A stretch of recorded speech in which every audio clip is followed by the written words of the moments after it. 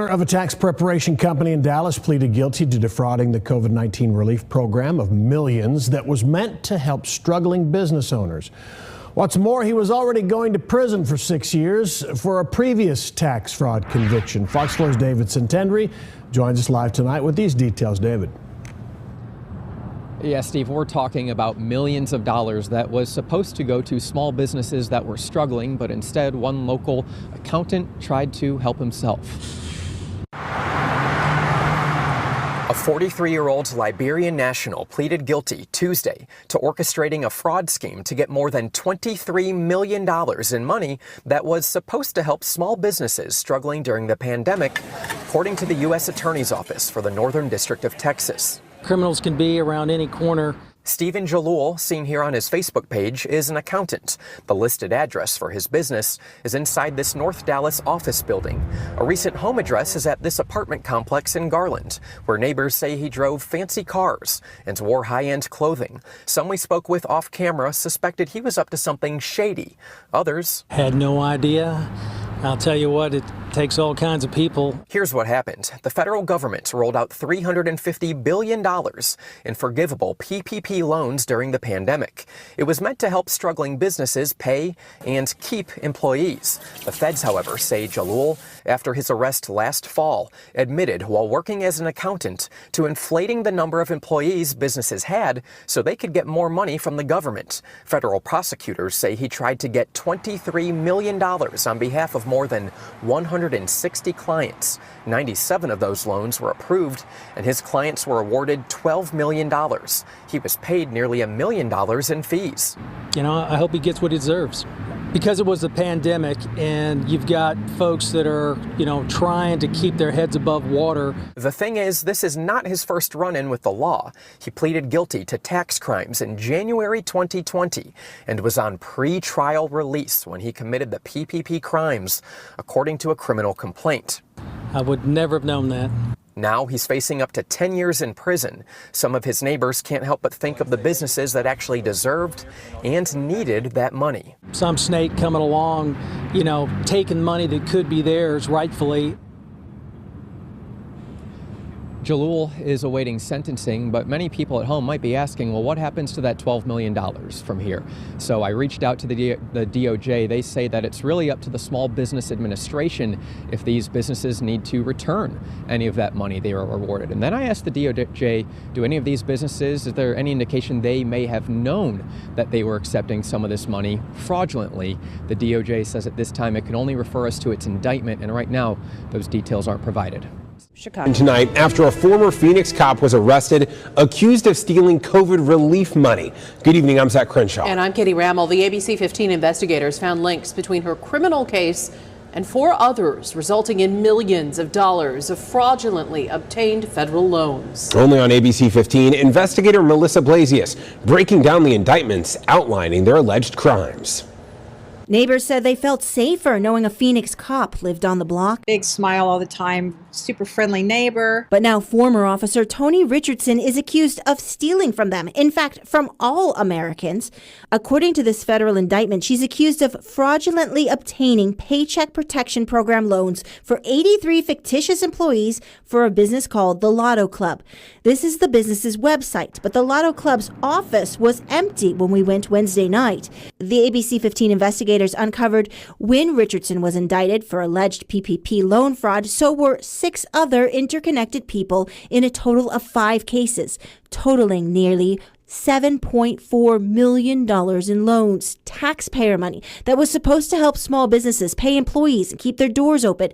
Instead, prosecutors say it was inappropriately funneled into the defendant's bank accounts. Tony Richardson is indicted in just one case involving the Lotto Club, but her co-defendant Willie Blue Mitchell, seen here in this prior ABC 15 story, was also indicted last month in 3 more PPP loan fraud cases for businesses Sigma Cuts School of Beauty, Sigma Cuts Medical Training Academy, and UCCAN. One of Mitchell's co-defendants in some of these cases is Sean Swaringer. He's indicted with his wife in another PPP loan case for a company called Cryotherapy for Veterans. Look here, they flipped around the sign. This was cryotherapy for veterans. Friday, the ABC 15 investigators went to several addresses that were supposed to be tied to these businesses. It's bone dry. We found they had cleared out or were locked up and empty. Camera there. Neighbors say they saw law enforcement agents several days ago at this South Phoenix house linked to Willie Blue Mitchell. No one came to the door. Good. My name is Melissa. I'm with ABC 15. And when we tried to track down Sean Swaringer and his wife at a different cryotherapy business, They're unavailable at the moment. the ABC 15 investigators still trying to find the co-defendants to hear their explanation on the loans and their connections to each other. I'm investigator Melissa Blasius, ABC 15. Now to what's being called a multi-million-dollar scheme to defraud the feds. A man accused of using money meant for small businesses to buy this mansion in Central Florida, along with other luxury items. He got away with it for a while, but now he's been indicted. The scheme helped him land millions from the PPP program, and Calvin's in the newsroom with the details. Well, we've heard the story before. The man is accused of lying about his business, saying it had hundreds of employees with an average monthly payroll of nearly $3 million. But federal investigators say none of that was true. A federal grand jury has returned this indictment charging Don Cisternino of defrauding the federal government out of $7.2 million in COVID-19 relief funds. According to allegations in the indictment, Cisternino is accused of lying about his New York-based consulting company to get millions of dollars in payroll protection plan funds. Investigators say during 2019 and 2020, the company had few or no employees other than Cisternino and his girlfriend. According to the indictment, in April 2020, the Bradenton man submitted a fraudulent PPP loan application, including false supporting documents and bank statements. The application says the company had more than 400 employees. Charging documents indicate of the $7.2 million the couple received, more than $3 million of it went to this mansion. Property records show Cisternino and his girlfriend purchased the home in July 2020. The 12-acre estate boasts a British-style pub theater, 7 bedrooms, a tennis court, and a 5-stall horse barn. Investigators say it was paid for with PPP loan money. The grand jury indictment also claims a trail of evidence reveals Cisternino spent thousands of dollars on pricey vehicles like a Maserati, Lincoln Navigator, and a Mercedes-Benz, all in a span of months in 2020. And Cisternino has been indicted on 2 counts of wire fraud, 3 counts of aggravated identity theft, and 3 counts of illegal monetary transaction. Louis, I'll send it back to you. You know what they say, karma never forgets.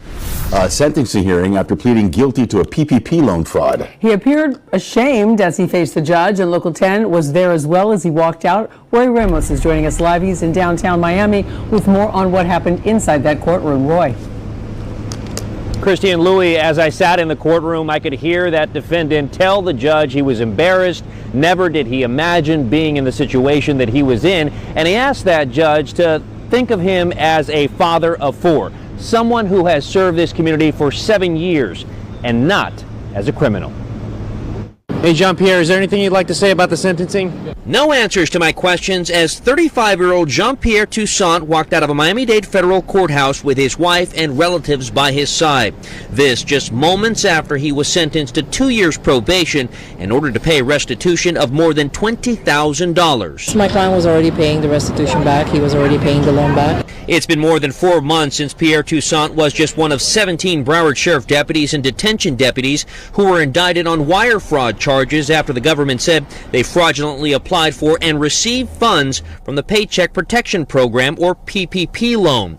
Investigators said the group jointly received more than $500,000 in funds. He is a very good person who made a mistake. And it's that mistake now costing them in more ways than one as they are sentenced. 23-year veteran with BSO Derek Nesbitt sentenced to 5 years probation in order to pay a $1,000 fine. Others given a stiffer punishment with a restitution upwards of $30,000. While we learned some of the defendants pled guilty, others have chosen to take their cases to trial, but all losing the privilege of being officers of the law. I think that he is just happy and grateful to be able to be with his family and move on from this. So 4 of the 17 defendants have been sentenced. None of them have been sentenced to prison, despite the maximum punishment for wire fraud being 20 years behind bars. For now, here in downtown Miami, Roy Ramos, Local 10 News. Shelby County records list this home as belonging to Amber Colbert, but it's the same home connected to a business that received a high-profile coronavirus relief loan. According to Memphis police, Colbert worked for the police department as a clerk when she forged a pay stub to get a loan earlier this year. MPD says she's been relieved of duty pending the outcome of the internal and criminal investigation. But that's not the only loan Colbert has gotten recently. Federal records from the Small Business Administration show a business in Amber Colbert's name also benefited from the Paycheck Protection Program. It shows she got two $17,000 PPP loans for her children's clothing store that she never had to pay back. Her loans are also linked to this home on Keel Avenue in Uptown. We went there today, but no one answered the door, and we found this sign posted saying the property is vacant. The Department of Justice has cracked down on people nationwide who they say tried to get PPP loans illegally. Just this week, an Oklahoma woman pleaded guilty to trying to get more than $40 million in fraudulent loans. We contacted the Small Business Administration and the Department of Justice to find out if they're investigating Colbert's PPP loan in light of her more recent arrest. Stacey Jacobson, WREG.